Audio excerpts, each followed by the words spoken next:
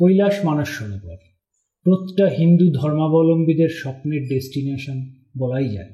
হ্যাঁ, স্বপ্নের গন্তব্যই বলা যায়, কারণ এখানে যাওয়ার খরচ আকাশ ছোঁয়া। তা বলে এটা ভাববেন না টাকা থাকলেই সরকারি যাত্রীদের দলে নাম তুলতে পারবেন। প্রথমে লটারিতে নাম উঠতে হবে, তারপরে হবে সব থেকে ভয়ঙ্কর জিনিস, মেডিকেল টেস্ট। তাও আবার একবার না, দুবার, বলা ভালো 3 বার, কারণ দুবারের টেস্টে পাশ করে যাত্রা শুরু করলেও পথে হবে আরও একবার টেস্ট। তাতে যদি পাশ করতে না পারেন, ফিরে আসতে হবে যাত্রাতে ইতি টেনে। আজ আমরা এমন একজনের সাথে কথা বলতে এসেছি যিনি এত প্রতিবন্ধকতা অতিক্রম করে এই যাত্রা করেছেন, তাও একবার না একাধিকবার গেছেন সরকারি তীর্থযাত্রী হয়ে। এছাড়াও বেসরকারিভাবেও কৈলাস মানস সরোবর ভ্রমণ করেছেন একবার। আজ আমরা তার মুখ থেকেই শুনবো তার এই একাধিকবার মানস ভ্রমণের অভিজ্ঞতা। নমস্কার বাসবদা।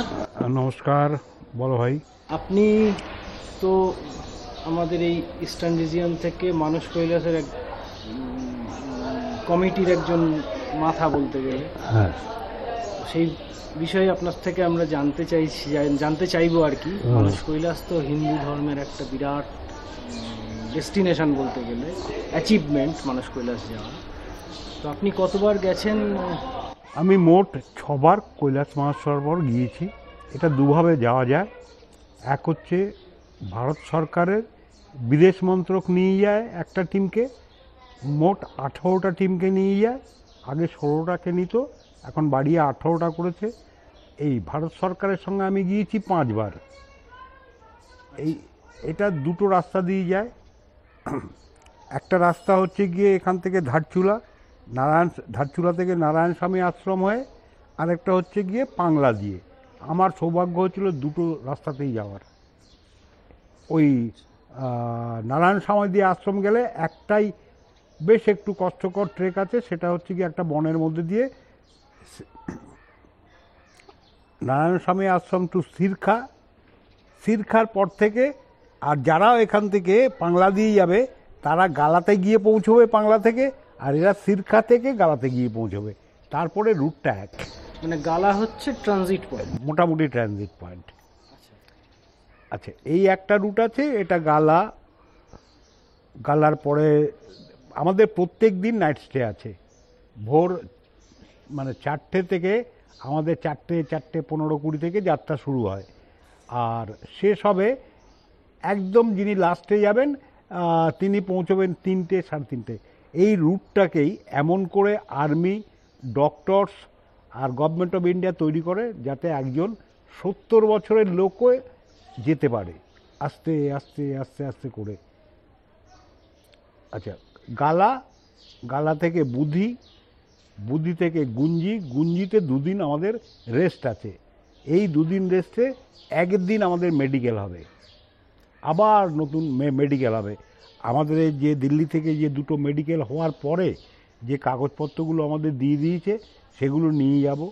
গুঞ্জিতে গিয়েও যদি কেউ ফেল করে তাকে ফিরে আসতে হবে। আচ্ছা, ওই যাওয়ার আগের প্রিপারেশনটাই আমি আসছি। তার আগে আপনার কাছে আমি একটা জিনিস জিজ্ঞেস করি, রুটটা বা নাইট স্টেগুলো কোথায় কোথায় হয় এইটা যদি একটু বলেন। শুরু থেকে দিল্লি থেকে স্টার্ট হচ্ছে। দিল্লি থেকে স্টার্ট হলে আমরা দিল্লি থেকে প্রথম নাইট স্টে অ্যাট আলমোড়া। আমাদের সব নাইট স্টে হচ্ছে গিয়ে KMVN ক্যাম্প, মানে হচ্ছে গিয়ে বিকাশ ক্যাম্পের যে ইয়েগুলো গেস্ট হাউসগুলো সেখানে। কুমায়ুন বিকাশ মণ্ডলে ফার্স্ট হচ্ছে গিয়ে আলমোড়া, সেকেন্ড হচ্ছে গিয়ে ধারচুলা থেকে অরিজিনাল ট্রেক শুরু হয়। ধারচুলা থেকে 19 কিলোমিটার বা 20 কিলোমিটার দূরে হচ্ছে গিয়ে নারায়ণ স্বামী আশ্রম। নারায়ণ স্বামী আশ্রম থেকেই আমরা, ওখানেও কি নাইট স্টে? না, আমরা সকালবেলা স্টার্ট করে নারায়ণ স্বামী আশ্রম গাড়িতে পৌঁছে যাই, ওই 19 কিলোমিটারটা। ওখান থেকে আমাদের যা পোর্টার নেবে, যারা ঘোড়া নেবে, সবই ওখান থেকে নেবে। আর এখান দিয়ে গেলে আমাদের বাংলা থেকে নিতে হবে। মানে সেকেন্ড রুট যেটা বলছি। হ্যাঁ, এটা হ্যাঁ, গালার পর থেকে রুট এক। যেমন প্রথম দিন যদি সিরকা থাকি, তারপর নাইট স্টে, তারপরের দিন নাইট স্টে হচ্ছে গিয়ে গালা, গালার পরে নাইট স্টে হচ্ছে গিয়ে বুধি। এই রাস্তাটা সব থেকে কঠিন, সব থেকে কঠিন। 21 কিলোমিটার, কিন্তু ভীষণ কঠিন রাস্তা। এবং স্টিপ চড়াই ফড়াই আছে বলে। চড়াই না, একবার এরকম উঠবে, নামবে, আর কালী নদীর পাশ দিয়ে সরু রাস্তা এরকম। আচ্ছা, স্ট্রেচটা খুব। হ্যাঁ, আর ওই রাস্তাটায় একটু খেয়াল না করলে, কোনো রকম অ্যাক্সিডেন্ট হলে কিন্তু একদম কালী নদীর মধ্যে শুধু না, একদম হাওড়ার ব্রিজে চলে আসবে। আর কালী নদীর বলে দিচ্ছি, প্রতি মিনিটে 4440 কিউসেক জল ফ্লো করে। ভয়ঙ্কর। আর ওর শব্দে বেশি ধারে গিয়ে ছবি তুলতে গেলেও অনেকে পড়ে যায়। এখানে সরকারের প্রোটেকশন থাকে। হ্যাঁ, যেমন যারা গভর্নমেন্টের সঙ্গে যারা যায়, সঙ্গে ডাক্তার থাকবে, একজন ডাক্তার, একজন অ্যাসিস্ট্যান্ট মেডিকেল অফিসার, আর্মি থাকবে, আইটিবিপির আর্মিরা থাকবে 4 জন 6 জন 8-10 জন থাকেন। মানে আইটিবিপির আর্মিরা ট্রেন্ড মাউন্টেনিয়ারের কাজ করে। হ্যাঁ, শুধু তাই না, ওরা রুটটাকেও বলে দেয় কোথায় কোথায় বিপদ আছে। যেমন এটাকে ভাগ করে নেয় ওরা। একদম ফোররানার বলে একজন থাকে, 2 জন আর্মি, তারা সবার আগে যাবে। তাদের সঙ্গে যারা একটু এই তাড়াতাড়ি হাঁটতে পারতো, তাদের সঙ্গে নেবে 2 জনকে। আমি যেমন তাদের মধ্যে একবার ছিলাম, সৌভাগ্য হয়েছিল 2011 সালে ফোররানারের। এই 4 জনই ফার্স্ট মানে ডিফিকাল্টি ফেস করবে। যদি কিছু হয়, ওয়াকি টকিতে মাঝের এবং শেষের যে গ্রুপটা রয়েছে আর্মির, তাদের বলে দেবে তোমরা এগিয়েও না, এখানে এখানে বিপদ আছে, এখানে এখানে সাবধানে আসবে। মানে 3টে গ্রুপে ভাগ হয়ে যায় 6 জন 8 জন যা থাকবে আর কি। একটা গ্রুপ ফার্স্টে যাবে, একটা মিডলে যাবে, একটা লাস্টে। হ্যাঁ, আর একা কেউ যাবে না। এই রুটের নিয়ম গভর্নমেন্টের বারবার ওয়ার্নিং আছে, কেউ একা হাঁটবে না, গ্রুপে হাঁটবে। কারণ কিছু কিছু জায়গায় পাহাড়ে ওপর থেকে পাথর পড়ে বলে, মানে ওটা তো 5 মিনিট 7 মিনিটের স্ট্রেচ, কেউ এদিকে মুখ করে হাঁটবে, কেউ ওদিকে মুখ করে হাঁটবে। এই দিক থেকে আরম্ভ করলাম, তারপরে পেছনে দেখতে পেলাম তা হবে না, ওই 5-7 মিনিটটা এরকম করে চলতে হবে। তা আর্মি তো আছেই, আর্মি ওখানে একজন এখানে একজন, যতক্ষণ পর্যন্ত নাকি শেষ যাত্রী না আসবে, যে 2 জন বা 3 জন, ততক্ষণ পর্যন্ত ওই লাস্ট ব্যাচের যে আর্মিরা রয়েছেন, ওদের ক্যাম্পে পৌঁছে দিয়েই ওনারা ওনাদের নিজেদের ক্যাম্পে যাবেন। তার আগে কেউ রাস্তা থেকে চলে যেতে পারবে না। আচ্ছা, এই রুটে ভোর 4টের সময় একটা হেলথ ড্রিঙ্কস খাইয়ে আমাদের প্রেয়ার করে, ফাইলিং করে আমরা স্টার্ট করি যাত্রা। তারপরে আগে পিছিয়ে তো হয়ই, কেউ একটু ধীরে আসছে, কেউ একটু আগে আসছে, কেউ টায়ার্ড হয়ে গেছে, পিছনের লোক ক্রস করে যাচ্ছে। আর এর সঙ্গে ডাক্তার থাকে হেলথ চেক আপ করার জন্য। শুধু তাই না, রাস্তায় যদি কোনো অ্যাক্সিডেন্ট হয়, ধরো আমার পড়ে গিয়ে হাতটা রক্ত বেরোচ্ছে, কে দেখবে তখন? ডাক্তার রয়েছে। দাঁড়ালাম 10 মিনিট পরে, বা ডাক্তারকে খবর দিলে ব্যাক করে, বা আগে গেলে ঠিক আছে চলো ওকে নিয়ে আগে যাওয়া হলো। ওখান থেকে ডাক্তারবাবু একটু ফার্স্ট এড করে দিল। আর আমরা যেখানে থাকি তার পাশেই ডাক্তাররা থাকে, একটা মোটামুটি একটা ডিসপেন্সারি থাকে। আচ্ছা, এইবার হচ্ছে এই চায়না বর্ডারটা, লিপুলেক পাস। আচ্ছা, লিপুলা পাস, সেটা হচ্ছে আমরা যখন গুঞ্জিতে মেডিকেল দিয়ে গুঞ্জি থেকে বেরিয়ে যাচ্ছি, বেরিয়ে গিয়ে আমরা কালাপানি বলে একটা বর্ডার আছে, যেখানে কালাপানির উৎস, যেটা নেপাল আর ইন্ডিয়ার ডিসপিউট হয়েছিল, লিম্পু ধারা বা লিম্পু ঝুলা, ওই জায়গাটায়। আচ্ছা, এই কালাপানির ওই কালী মন্দিরের ওখান থেকে ওর উদ্গমস্থল। যেমন আমাদের অমরকণ্টকে দেখা যায় একটুখানি সেরকম, এরকম বাইন্ড করে ওরা এত সুন্দর করে সাজিয়ে কালী মন্দির তৈরি করেছে। কালাপানিতে একটা নাইট স্টে করব, এখন অবশ্য কালাপানিটা কি কালী নদীর উদ্গম? হ্যাঁ, আচ্ছা। আর বর্তমানে 2015-তে গেছি, কালাপানিতে রাখেনি। এবার আমি বলে দিচ্ছি, আমি প্রথম যাই 2008, নেক্সট 2009, 2011, 2012, আর শেষবার গেছি 2015-তে। আর 2014-তে নেপাল দিয়ে ঘুরে এসেছি, কারণ কৈলাসে যে 4টে মুখ আছে, পূর্ব, পশ্চিম, উত্তর, দক্ষিণ, 3টে মুখ গভর্নমেন্টের সঙ্গে আউটার পরিক্রমায় দেখা যায়, কিন্তু ইনার পরিক্রমায় গেলে 2টো জিনিস এক্সট্রা দেখা যায়। সেটা হচ্ছে গিয়ে তোমার ইস্ট ফেস অফ কৈলাস, একদম খাড়া। আচ্ছা, আর একটা হচ্ছে তোমার সপ্তর্ষি ঋষি কেভ, এটা বেশ টাফ। এছাড়া মোটামুটি ওই টিবেট থেকে একই রুট। এবার ইন্ডিয়া থেকে টিবেট আছে বলছি। এবার কালাপানিতে নাইট স্টে করলাম। কালাপানিতে একটু আগে বেরিয়ে যাই আমরা, কারণ সকাল 8টার মধ্যে গেলে খুব ভালো করে একটা ওম মাউন্টেন আছে। হ্যাঁ, ওম পর্বত যেটাকে বলে। ওটা কি কৈলাসের পাশেই? না না না, অনেক দূর, এটা ইন্ডিয়ান সাইডে পড়ছে। ওর হাইটও কম, 15,000, 14,900 না 15,000 সামথিং। ওটা দেখলাম সকালবেলা। দেখে আমরা ওই জন্যই আমরা নবীডঙে যেতে চাই আর্লি বেরিয়ে। ওই মাত্র 9 কিলোমিটার তো, কিন্তু টাফ, 16,500। তা ওইখানে গিয়ে আমরা সেদিনটা স্টে করব। ইন্ডিয়াতে রয়েছি। এইবার ইন্ডিয়াতে থাকাকালীন আমরা দেখলাম, সারাদিন খেলাম, একটু রেস্ট করলাম। এবার সন্ধ্যাবেলা আমাদের গ্রুপ মিটিং হবে, সেখানে আমাদের লিয়াজ অফিসার বলে দেবেন যে যত চিপস আছে ইন্ডিয়াতে ছবি তুলেছি সব রেখে যেতে হবে। এমন কোনো জিনিস আমরা ক্যারি করে নেব না যেখানে চায়না আর্মি, চায়না পুলিশ, আচ্ছা আর কতগুলো নিয়ম, যেমন কোনো চায়না গভর্নমেন্ট অফিসের ছবি তোলা নিষেধ। লিপুলা পাসের ছবি চায়না পোর্শনটা তুলবে, ইন্ডিয়া পোর্শনটা তুলবে না। ইন্ডিয়া পোর্শনের ছবি তোলা যাবে না।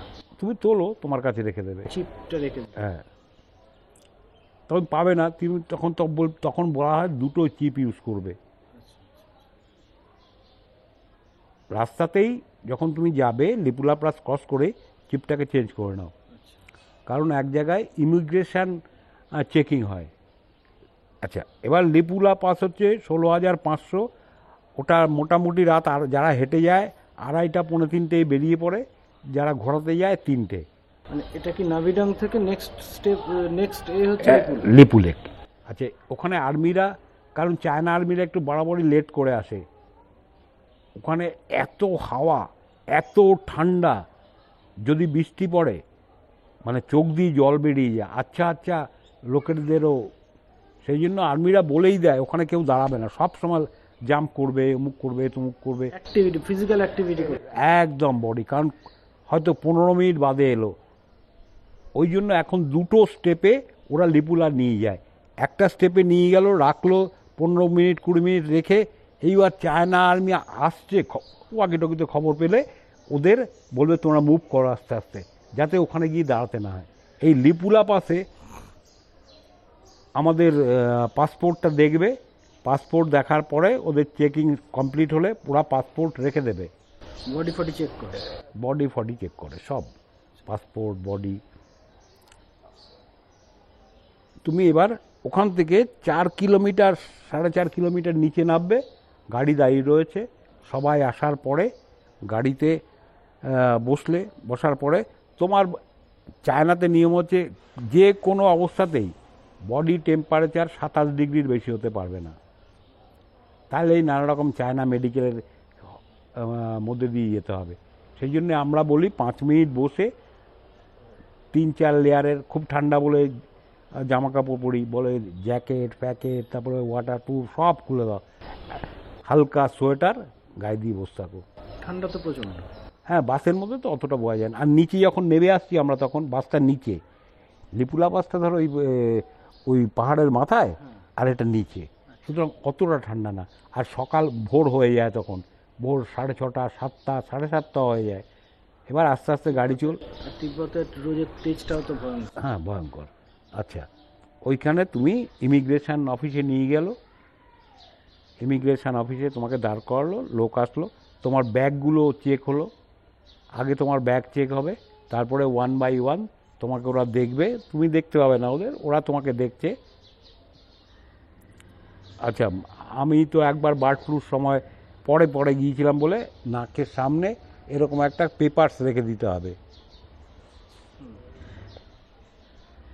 দেখে তোমায় ছেড়ে দিল। সবাই এলাম, আসার পরে আমরা শুরু করলাম আবার আমাদের নেক্সট ডেস্টিনেশন হচ্ছে তাকলাকোট।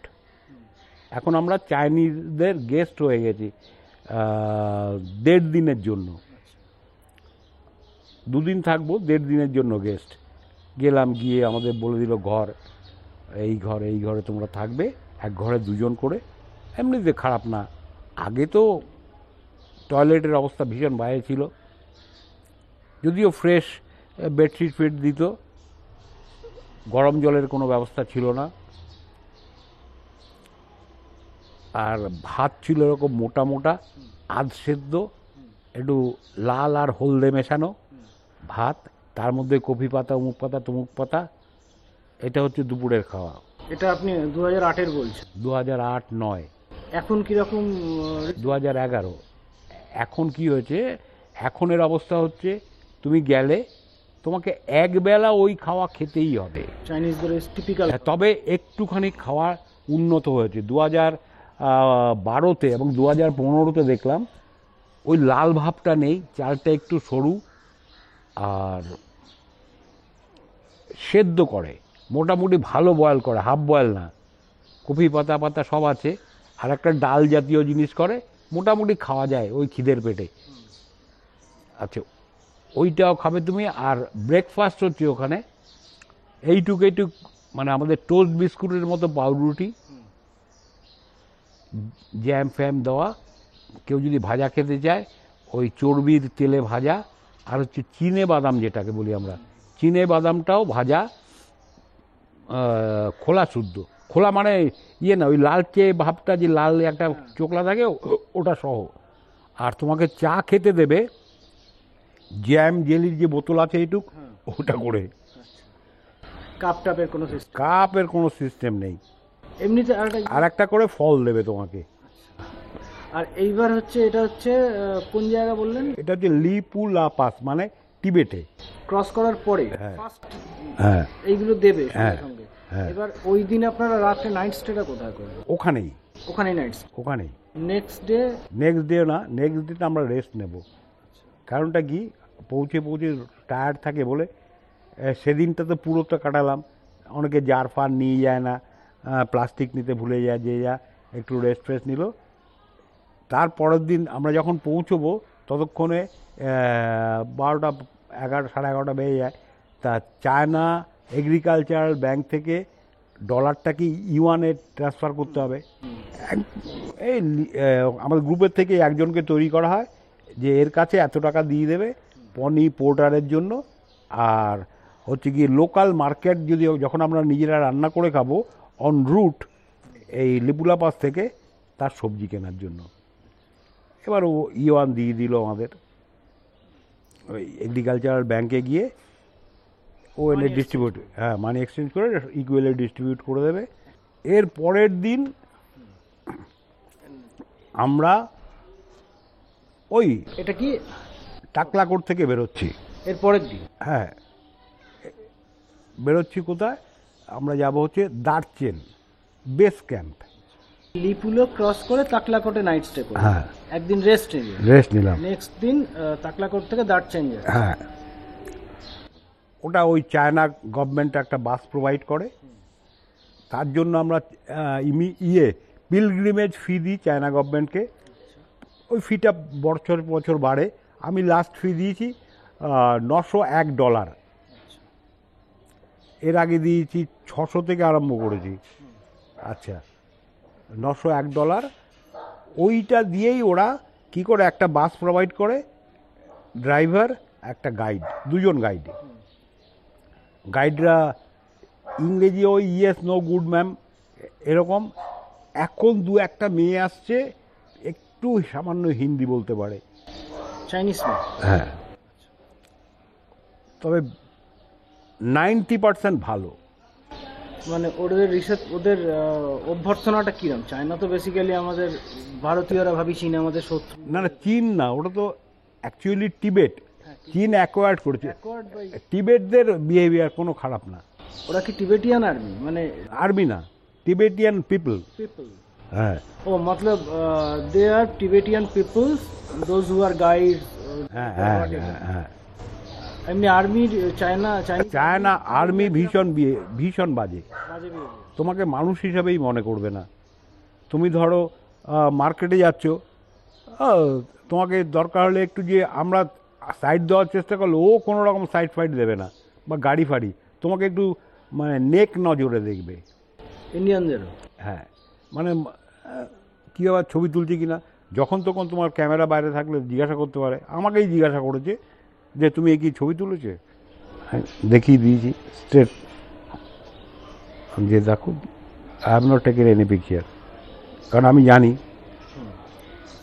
আচ্ছা, ওখান থেকে টুপি ফুপি লেখা কোনো রকম জিনিস না নেওয়া ভালো, কারণ 2011 সালেই কিছু বম্বের ছেলে দেখেছে ভালো এরকম এই আমাদের হ্যাট পরি, কিন্তু তাতে লেখা ছিল হচ্ছে উই ডিমান্ড ফ্রি টিবেট।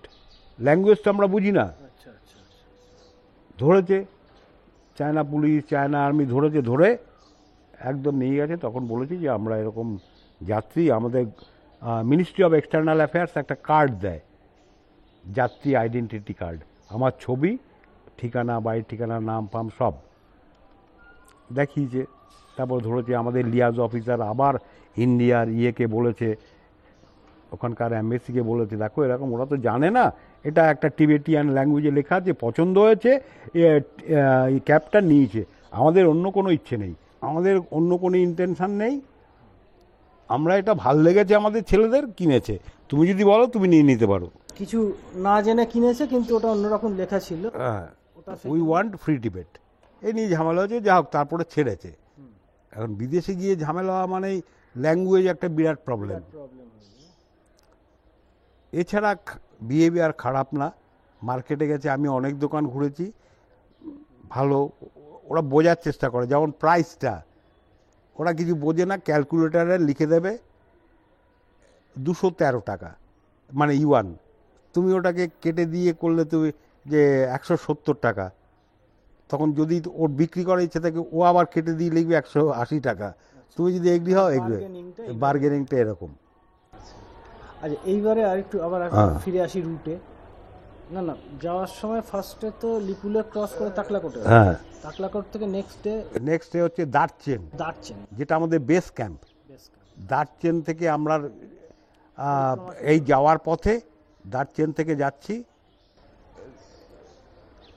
দার্চেন থেকে চলতে চলতে চলতে আমরা রাস্তায় দেখব, এটা কি বাই ভেহিকলে যাচ্ছি রাক্ষসতাল। রাক্ষসতাল দেখলাম। রাক্ষসতালে দেখার আগে, হ্যাঁ, রাক্ষসতালে সবাই কেউ দেখে, ওটা কেউ অনেকেই বলে জল টাচ করে না, সল্টি ওয়াটার, কিন্তু 2012 সালে আমি জল টাচও করেছি এবং জিভেও লাগিয়েছি। আমার কাছে বিরাট সল্টি লাগেনি, তবে মানুষের জল যেমন একটা খেতে স্বাদ লাগে, মানে কিছু কিছু কলের জল আছে না সাউথের দিকে, সেই রকম টাইপের সল্টি আমার যদ্দূর, এটা আমার ব্যক্তিগত ধারণা।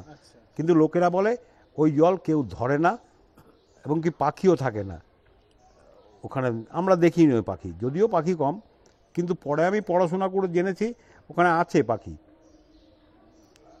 আচ্ছা, এটা এর একটা ঐতিহাসিক আছে, পৌরাণিক গল্প আছে। হ্যাঁ, সেটা হচ্ছে মাইথোলজিক্যাল। এটা হচ্ছে যে রাবণ মা পার্বতীকে দেখে কামান্ধ হয়ে যায়, মনে মনে চিন্তা করে যে আমি মাকে তুলে নিয়ে আসবো। তা আর রাবণ ছিল ভোলেনাথের 1 নম্বর ভক্ত। একদিন বলেছে যে প্রভু আমার একটা ইচ্ছে পূরণ করতে, বলো কি? তখন বলেছে এরকম, আমি যতক্ষণ না বলবো তুমি চোখ খুলবে না। কেন? বলেছে না প্রভু, এটা আমার প্রার্থনা মঞ্জুর করুন। ভোলেনাথ করে দিয়েছে। আর রাবণের প্ল্যান ছিল যে ভোলেনাথকে বেঁধে রেখে মা পার্বতীকে তোমার কিডন্যাপ করবে। এবার বেশ কিছু সময় বেঁধে রেখেছে, হয়ে যাওয়ার পরে রাবণের মানে ওদের তো ইনার পাওয়ার আছে, ইনার আই দিয়ে দেখতে পাচ্ছে যে রাবণের মানে ইন্টেনশনটা ভীষণ ব্যাড, খারাপ। তাই কি করলো, কিন্তু তখন তো হাত পা বাঁধা, কিছু করার নেই। রাবণ না, আমাদের লর্ড শিবা ডান পায়ের বুড়ো আঙুল দিয়ে মাটিতে একটু জোরে চাপ মারলো। মহাদেব এই পায়ে চাপ মারাতে একটা বেশ বড় গর্ত হয়েছে। এবার রাবণ কাছে আস্তে আস্তে গর্তে পড়ে যায়। এবার গর্ত থেকে পড়ে গেলেই চারদিকে মাটি চলে আসে। এবার মাটি এসছে, ও আর বেরোতে পারছে না, বেরোবার কসরত করছে। ওর যে ঘাম থেকে তৈরি হয়েছে বলে এটাকে সল্টি ওয়াটার। হ্যাঁ, কিন্তু বিজ্ঞান বলছে না, মানুষের জলেই পুষ্ট আর বরফ গলা জলে পুষ্ট। এটা রাক্ষসতালের 3টে ভাগ আছে, 3টে হ্রদ নিয়ে রাক্ষসতাল। এই রাক্ষসতাল দেখলাম, দেখে আমরা এগিয়ে চলেছি। একটা এমনি তখন আমরা প্রথম, সব যাত্রীর ক্ষেত্রে প্রথম হচ্ছে আমরা মানস সরোবর দেখব।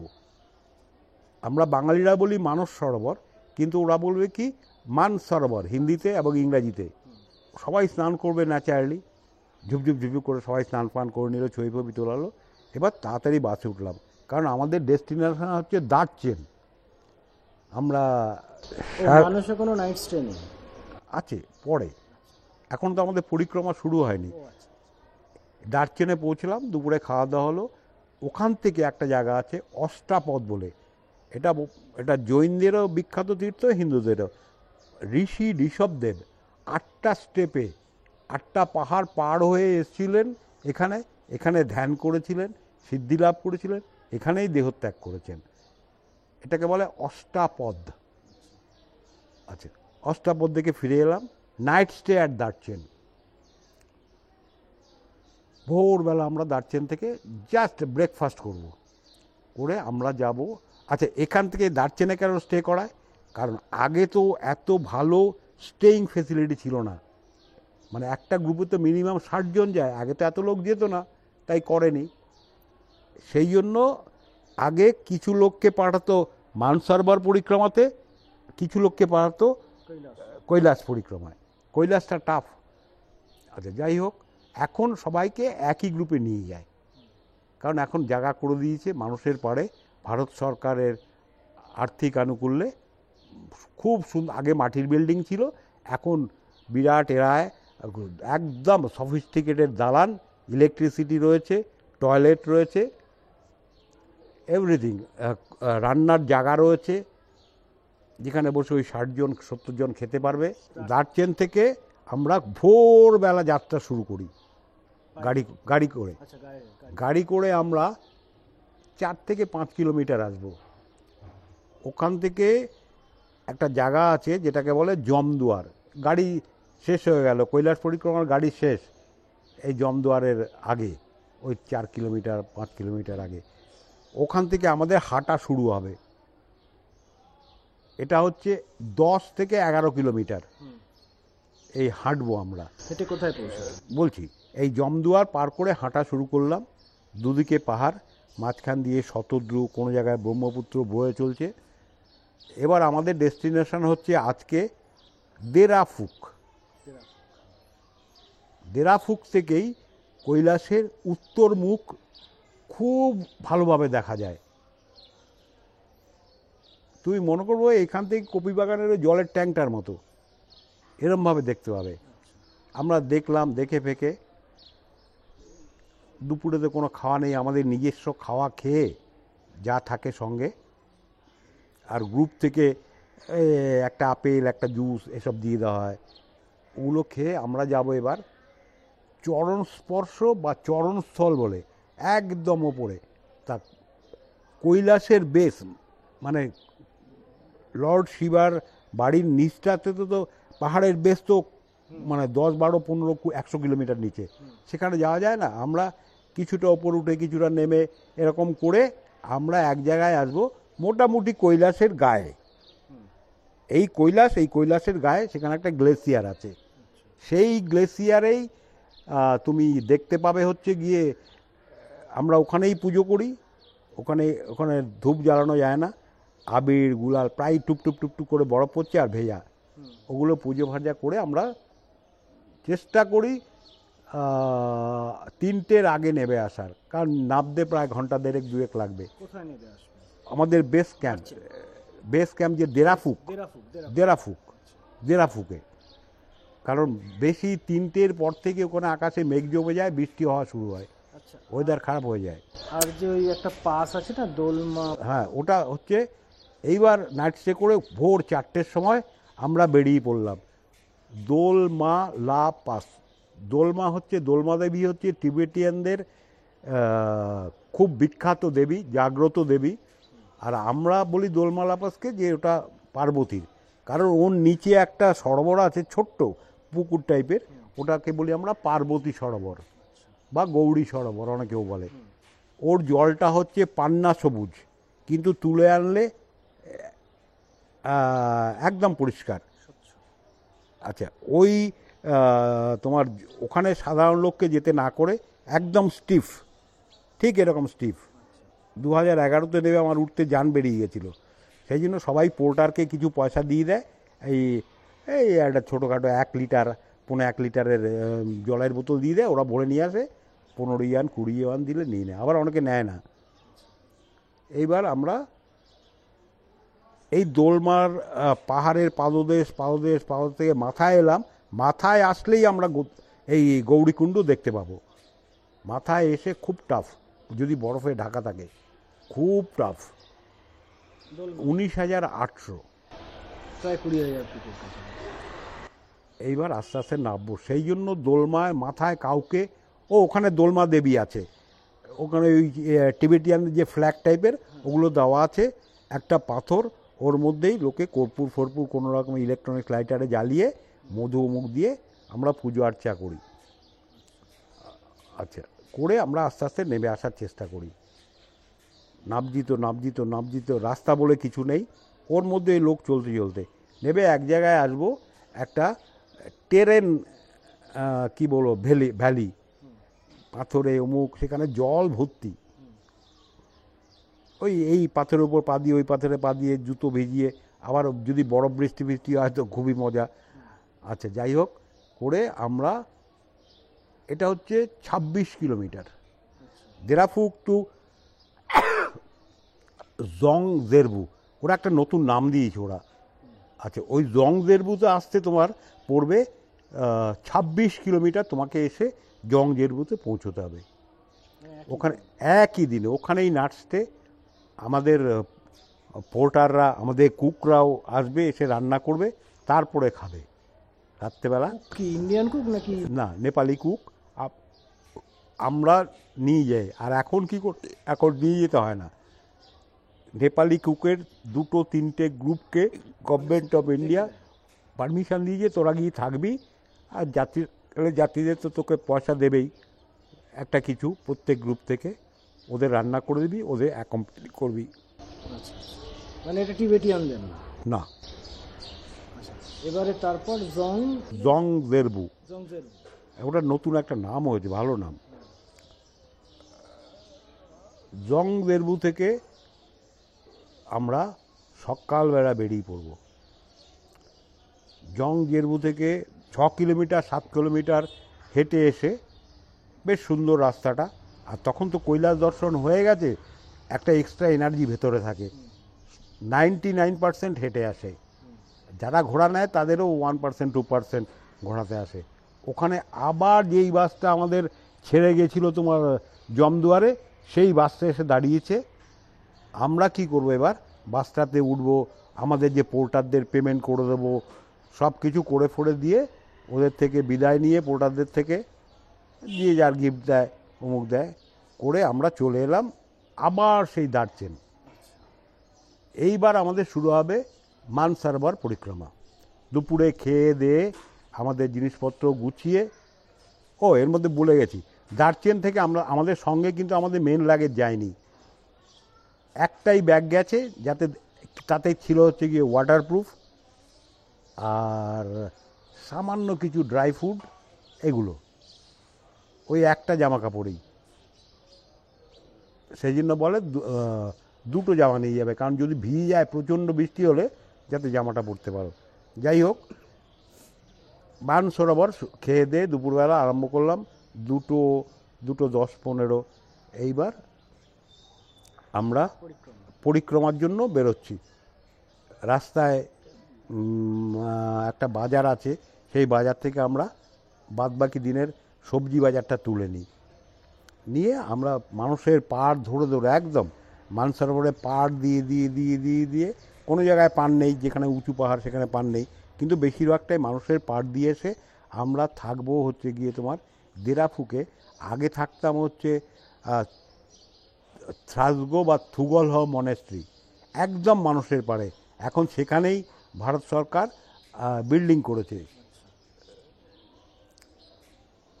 খুব সুন্দর থাকার জায়গা, সেখানে আমরা থাকবো।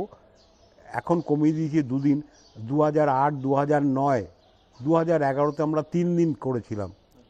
প্রথম দিন বিকেলবেলা খেয়ে দিয়ে মানুষের পাড়ে ঘুরলাম। সেকেন্ড ডে আমরা কি করতাম, সকালের খাওয়া খেয়ে আমরা বেরিয়ে যেতাম। এখনও তো পুরো মানুষটা পরিক্রমাটা হয়নি, 3টে গুম্ফা আছে, গুম্ফা দেখা হয়নি।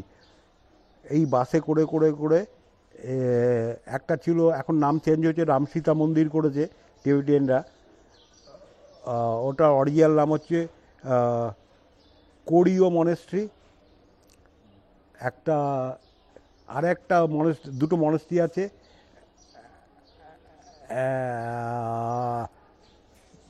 পদ্মনাভ গুহা, আর এটা হচ্ছে গিয়ে ওইটাও পাহাড়ের ওপরে, তবে কম পাহাড়ের পাশ দিয়ে যেতে হয়। আর নেক্সটটার নামটা হচ্ছে বাবা ভুলে গেছি, মনেস্ট্রি। সেটা হচ্ছে একদম একটা পাহাড়ের মাথায়, পাহাড়টা হচ্ছে বেলে মাটি, আর এখনও বড় বড় গ্রেভেলস দেওয়া আছে, তার পাশ দিয়ে যেতে হয়। এই 3টে গুহা মনেস্ট্রি দেখে আমরা আবার চলে এসে তার পরের দিন আমরা কি করব, এবার চলে আসবো। আমরা যা করব আসবো না, 11টা 11:30টার মধ্যে এগুলো হয়ে যায়। এগুলো হয়ে যাওয়ার পরে আমরা সেদিন স্নান করে, তুমি তো রোজই প্রার্থনা করছো লর্ড শিবাকে, বাবা মাকে জল দিচ্ছ, অমুক করছো তমুক করছো, 14 গোষ্ঠীকে দেওয়ার পরে তুমি করবে, এসে এবার গ্রুপের একটা পুজো হয়, মানুষের পাড়েই একটা যজ্ঞ হয়, প্রত্যেকেই পার্টিসিপেট করে। আচ্ছা, গ্রুপের যজ্ঞ শেষ হতে হতে 2-2:30 হয়ে যায়। এইবার 2:30টার সময় আমাদের রান্নাবান্না রেডি আছে সব, খাওয়া দাওয়া হলো। বিকেলবেলা আবার কেউ মানুষের ছবি পাড়ে গেল, কেউ করতে গেল, লেজার টাইম কাটায়। তার পরের দিন সকালবেলা আমরা উঠে আবার সেই একই পথ লিপুলা পাস ক্রস করব। একই পথে লিপুলা পাস করব। আর লিপুলা পাস নবীডাঙ্গে থাকবো না সেদিন, থাকবো কালাপানিতে, কারণ নাবজি তো, তাই থাকার দরকার নেই, গুঞ্জিতে থাকবো। আর এখন হয়েছে বর্তমানে, যখন দিন কমে গেছে, 26 দিন হয়ে গেছে, আগে ছিল 28 দিন। দিন কমে দেওয়ার জন্য কি করে, এখন আর কালাপানিতেও রাখে না, একেবারে বিকেলবেলা গুঞ্জিতে নিয়ে আসে। গুঞ্জিতে নাইট স্টে, গুঞ্জিতে রাত্রেবেলা, যদি গুঞ্জিতে 2 দিন রাখে তাহলে একদিন বড়াখানা হয়। আইটিবিপির থেকে একটা ফিস্ট মতো আয়োজন করে, প্রত্যেকের এক্সপিরিয়েন্স নেয়, কে কেমন এনজয় করলো এইসব। তার পরের দিন সকালবেলা আমরা গুঞ্জি থেকে বেরিয়ে যাই ভোর 4টে, একদম সিধা বুধি। গুঞ্জি 18 কিলোমিটার আর 21 কিলোমিটার, এই 36 কিলোমিটার ডাইরেক্ট চলে আসি। খুব কষ্ট হয়, তবুও চলো আসতে পারি। এটা জানি না কোন পাওয়ারে। এটা তো গাড়িতে না, পুরো পয়দলে পাহাড় ভাঙবে, নামবে। নেবেলে বুদিতে থাকলাম। ইন্ডিয়াতে ঢুকে গেছেন? হ্যাঁ, গুঞ্জি এই কালাপানিতেই যখন ঢুকেছে, হ্যাঁ ইন্ডিয়া। আচ্ছা, এইবারে আমরা বুদি থেকে যাত্রা শুরু করলাম। শুরু করে আগে রাখতো হচ্ছে গিয়ে তোমার গালাতে, এখন গালাতেও রাখে না, বা অনেকে থাকতেও চায় না। কি করে, এই লোকাল লোকদের পাহাড় বেয়ে একদম নিচে যে বাস স্ট্যান্ড ধারচুলা যাওয়ার, সেখানে চলে আসে সবাই, ওই গ্রুপ করে একটা জিপে বেরিয়ে আসে। এই হচ্ছে আপনার পুরো মানস কৈলাস পরিক্রমা। হ্যাঁ। এইবারে প্রশ্ন হচ্ছে, সরকারি পদ্ধতিতে যদি কেউ যেতে চায় সে কীভাবে, মানে প্রসিডিওরটা কী? এটা অনেকের একটা প্রশ্ন, বড় প্রশ্ন এটা আর কি। 2009 পর্যন্ত পেপারে অ্যাডভার্টাইজ বেরোতো, সেই অ্যাডভার্টাইজ অনুযায়ী অ্যাপ্লাই করে ওরা বাছাই করবে। বাছাই করার পরে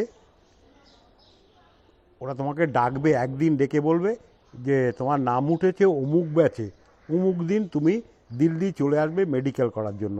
কারণ আমাদের কলকাতার লোকদের বা বাইরের সাউথের লোকদেরও দিল্লি থেকে আবার বাড়ি আছে, তাই আমরা সবাই যারা এক্সপিরিয়েন্স তারা বলে দেয় যে একবারে প্রিপারেশান নিয়ে আসবে, তুমি যাবে, টাকা পয়সা সব কিছু। তুমি ওখান থেকে ডলার নিয়ে আসতে পারো, কোনো আপত্তি নেই বাড়ি থেকে, বা এখানে এই দিল্লিতেও ডলার পাওয়া যায় সেম মার্কেট রেখে। আর মিনিস্ট্রি অফ এক্সটার্নাল অ্যাফেয়ার্সের অফিসে একটা সেন্ট্রাল ব্যাংকের শাখা আছে, সেখান থেকেও নিতে পারো। তোমাকে $5,000 দিয়ে দেবে উইদাউট ক্ল্যারিফিকেশান। তুমি তোমার লেটারটা দেখাবে, আমি যাত্রী আর পাসপোর্ট, আচ্ছা, যেটা তোমার কমফোর্টেবল। ও দিল্লিতে পৌঁছবার একদিন পরে, ধরো আজকে তুমি সকালবেলা দিল্লিতে পৌঁছলে, সারাদিন রেস্ট, নিচে খাওয়া দাওয়া, আর খাওয়া দাওয়া সব ভেজ। একটা বড় ঘর আছে, সেখানে থাকবে 2টো করে, একটা নিচে চৌকি, ওপরে। বিকেলবেলা নানা দিল্লি সম্প্রদায়ের লোক আসবে, যারা তোমাকে বলে দেবে কি করে যেতে হয়, নানা রকম লেকচার দিয়ে যাবে কৈলাস সম্পর্কে, কেন কৈলাস যায়, কৈলাসে মাহাত্ম্য কী, অমুক কী। নেক্সট ডে সকালবেলা KMVN-এর লোক আসবে, গাড়ি দাঁড়ানো আছে, সবাইকে নিয়ে চলে যাবে first day Delhi heart and lung institute. সেখানে তুমি একটা 3,000 কত টাকা দিতে হয় টোটাল বডি চেক আপের জন্য। তুমি ক্যাশে দিতে পারো, কার্ডে দিতে পারো, যা ইচ্ছে তোমার দিলে। এবার ওরা গ্রুপ ভাগ করে নেবে, এজ ওয়াইজ গ্রুপ ভাগ করে নেবে, দিয়ে আলাদা আলাদা ব্যাচ দিয়ে দেবে, সবুজ, লাল, হলুদ। এবার তোমার টেস্ট শুরু হলো, ইউরিন অমুক তমুক থেকে আরম্ভ করে স্টেপ বাই স্টেপ। 9টার পরে যাদের নাকি মোটামুটি ওই ফার্স্ট রাউন্ডের টেস্টগুলো কমপ্লিট হয়েছে, তারা ব্রেকফাস্ট করবে। ব্রেকফাস্টের পরে আধ ঘন্টা 45 তোমার নেক্সট আরম্ভ হবে, যেমন তোমার এক্স রে, পিঠের, চেস্টের, অমুক তমুক। এরপর হবে LFT, PFT, তারপরে TMT। সব টেস্টগুলো হয়ে যাওয়ার পরে বিকেল 3টের সময় তোমাকে কফি খাওয়াবে, খাইয়ে ডাক্তাররা তোমাদের লেকচার দেবে, আধ ঘন্টার একটা সেশন। কেন এত সব টেস্ট? লোকের মনে সন্দেহ হয়, এই কেন আমি 3,500 টাকা খরচ করবো দিল্লি এসে? ওরা সব বলে দেয়, আর স্লাইডে দেখায় কোথায় কোথায় কী প্রবলেম হবে, প্রবলেম হলে কি করবে। ছেড়ে দিল তোমাকে, তুমি আবার চলে আসলে গুজরাটি সদনে, খাওয়া দাওয়া করলে, গেজালে ফেজালে। নেক্সট ডে তোমাকে আবার নিয়ে যাবে এই KMVN-এর লোকই ITBP base camp hospital, medical test হবে। সেকেন্ড টেস্ট, হ্যাঁ, ওখানে মেডিকেল টেস্ট বিরাট কিছু হয় না, 2-3টে জিনিস দেখে। তোমার কালকের রেজাল্টটা দেখবে, তোমাকে তো হাতে দেয়নি, ওই রেজাল্টটার কী রে, আর দেখবে তোমার BP, পালস, এগুলো, আর টুকটাক নানা রকম প্রশ্ন করে। করার পর তোমাকে বলে দেবে ওই ITBP authority, you are fit for yatra. ওরা যদি ফিট ফর যাত্রা সার্টিফিকেট তোমাকে না দেয়, তুমি যেতে পারবে না। ITBP, হ্যাঁ, এবার সেই দিন দুপুরেই ITBPর ওখানে তোমার খাওয়া দাওয়ার ব্যবস্থা করবে, সবার সঙ্গে পরিচয় হবে, লিয়াজো অফিসার আসবেন, নানা রকম কমিটি করে দেবে, ফিনান্স কমিটি, লাগেজ কমিটি, তারপরে হচ্ছে গিয়ে তোমার ওটা কী বলবো, আমাদের রেশন কমিটি, যে মালগুলো রেশনগুলো নিয়ে যাব, সব কমিটি করে দেবে। এই ফিনান্স কমিটি হচ্ছে যারা নাকি ইউয়ান ফিওয়ান তৈরি করবে, ওর কাছে টাকা জমা দিতে হবে, এই সব কমিটি হয়ে গেল। আর সেদিন তোমাকে নানা রকম ওখানে দিল্লির বিভিন্ন অর্গানাইজেশান গিফট দেবে। গিফট ফিফট নিয়ে তুমি চলে এলে, আবার গুজরাটি সদনে চলে এলে। এইখানে সন্ধ্যাবেলা দিল্লি গভর্নমেন্টের তরফ থেকে একটা রিসেপশন সেরিমনির ব্যবস্থা করে। মানে এটা হচ্ছে আপনি পাস করে গেলেন, হ্যাঁ মেডিকেল পাস করে গেলেন, এবার আপনি নাও রেডি ফর প্রসিড। হ্যাঁ, এই দিল্লি এর গভর্নমেন্টের পরে আমরা রাত্রেবেলা ব্যাগগুলোকে ঠিক করি, কারণ বেশি ব্যাগ তো নেওয়া যায় না। দুটো ব্যাগ, একটা হচ্ছে যেই ব্যাগগুলো চায়নাতে গিয়ে লাগবে, জিনিসপত্রগুলো হাত দেওয়ার দরকার নেই, তাই জন্য আমরা একটা চায়না ব্যাগ, একটা ইন্ডিয়া ব্যাগ করি। আচ্ছা, তাতে দিল্লি গভর্নমেন্ট আগে দিত তোমার 8,000 টাকার মাল, একটা রুকস্যাক, একটা ট্র্যাক স্যুট, কিছু মেডিসিন, এই কিছু সামান্য ড্রাই ফুড, এইসব, আর পূজা সামগ্রী কিট দিয়ে দিত সব। এখন কি করে দিল্লি গভর্নমেন্ট, কিচ্ছু, হ্যাঁ একটা পুজো সামগ্রী দেয় আর কিছু মেডিসিন দেয়, আর 4,000 টাকা ক্যাশ দিয়ে দেয়। এবার আপনি যাওয়ার জন্য ভোরবেলা আমরা যাত্রা শুরু করবো 4টের সময়। ওই যা ইন্ডিয়ান কাস্টম অনুযায়ী পুজো পার্চা করে ফোরে আমরা স্টার্ট করলাম। আমাদের প্রথম জায়গা হচ্ছে ইয়েতে তোমার হচ্ছে কি দিল্লির গাজিয়াবাদের ব্যবসায়ী সমিতি এবং স্থানীয় লোকেরা আবার রিসেপশান দেবে বিরাট হলে। ওরা উত্তরে দেবে, নানা রকম গেস্টরা এসে লেকচার দেবে, আর বিভৎস খাওয়া দাওয়া, তুমি খেতে না চাইলে এমনি এমনি করে খাওয়াবে। এখন বোধহয় নাথুলা দিয়েও আর একটা রুট ওপেন। হ্যাঁ হ্যাঁ হ্যাঁ হ্যাঁ, কম সময় না, মোটামুটি একই সময়। আপনি ফার্স্ট গেছেন 2008, হ্যাঁ, লাস্ট কবে গেছেন? 2015। আর নেক্সট যাওয়ার ইচ্ছা আছে? না, আমি পারবো না যেতে। আমার 70 বছর হয়ে যাচ্ছে, বিগত 4 বছর ধরে বন্ধ আছে যাত্রা, এই চায়না ইন্ডিয়া ডিসপিউটের জন্য, প্লাস কোভিড অনেক কিছু ছিল। আর চায়না গভর্নমেন্ট এখন তোমার অনেক রেস্ট্রিকশান করেছে। 2016 বা 17-তে যারা গেছে তারা মানুষ সরোবরে স্নান করতে পারেনি, বালতি দিয়েছে, বালতি থেকে তুলে, for Indian passport holders, but Nepal and other কান্ট্রিজের জন্য স্নান করতে পারবে। তারপরে হচ্ছে গিয়ে তোমার ওরা একটা এই রোমিং চার্জেস বলে একটা চার্জ 25,000 টাকা বাড়িয়েছে, সেটা নিয়ে ইয়ে আছে। আর ওরা করেছে হচ্ছে $1,101, মানে প্রত্যেক বছরে 100-150 করে ডলার বাড়িয়ে যাচ্ছে, সেটা নিয়ে গভর্নমেন্ট আপত্তি করেছে। হ্যাঁ, এটা তো একটা ডিসপিউট আছেই চায়না ইন্ডিয়া। কিন্তু এবারও তো গেছে, নেপাল দিয়েও গেছে যারা ফরেন পাসপোর্ট হোল্ডাররা, ঝাংমু হয়ে যাওয়া গেছে। হ্যাঁ, নেপাল হয়ে ওই ফ্রেন্ডশিপ ব্রিজ, এখন নেপালে তো অনেক রাস্তা হয়েছে, আগে যেত, আমরা গেছিলাম ফ্রেন্ডশিপ ব্রিজ হয়ে। ফ্রেন্ডশিপ ব্রিজের আগে থেমে যেত গাড়ি, একটুখানি ব্রিজটা ক্রস করে ওখান থেকে আবার গাড়ি। আচ্ছা, আপনি তো এই কমিটি ইস্টার্ন জোনের একটা পজিশন হোল্ড করছেন, ওইটা কি পজিশন? ওইটা এখন ওটা ভেঙে হয়ে গেছে কৈলাসী মিলন, কারণ ওইটা যেহেতু 4 বছর ধরে নেই, বেশিরভাগ লোক বেরিয়ে যায়, বেশিরভাগ লোক না আর অ্যাক্টিভ থাকে না, ও আবার হলে দেখা যাবে।